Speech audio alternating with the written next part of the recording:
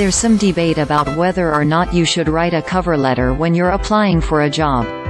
While some recruiters believe it's not necessary, it can help bridge gaps between your experience and that of the role you want to prove you're a good fit.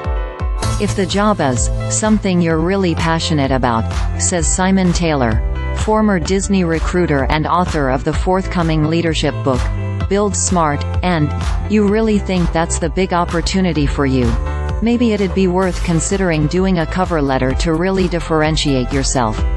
In that case, here's how Taylor would recommend going about it. Whoever ends up looking at your cover letter likely won't have hours to spend on it. So you'll want to be concise in your arguments for why you're the right fit for this role. For most cover letters, an intro sentence, a few bullet points and a closing sentence are all you need.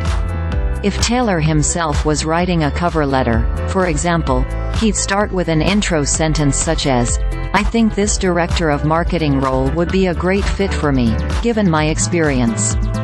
Here are the top 3 reasons I believe I can add a lot of value to the company." Don't miss the ultimate guide to acing your interview and landing your dream job. He'd then write 3 bullets outlining each reason he'd be a great fit, including the kind of qualifications he's amassed in his career thus far. He then end the cover letter with a sentence like, "Looking forward to speaking further about this assignment. Less is more," he says. Home in on the value you can provide, as that's what could win them over. Keep in mind when you're writing your cover letters, though, you've got to use your own judgment and context, says Taylor.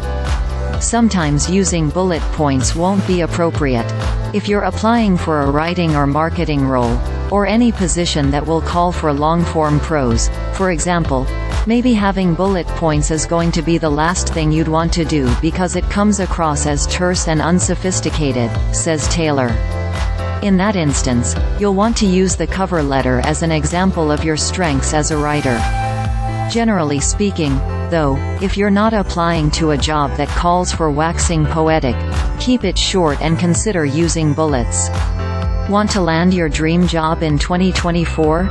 Take CNBC's new online course How to Ace Your Job Interview to learn what hiring managers are really looking for, body language techniques, what to say and not to say, and the best way to talk about pay. Get started today and save 50% with discount code EARLYBIRD.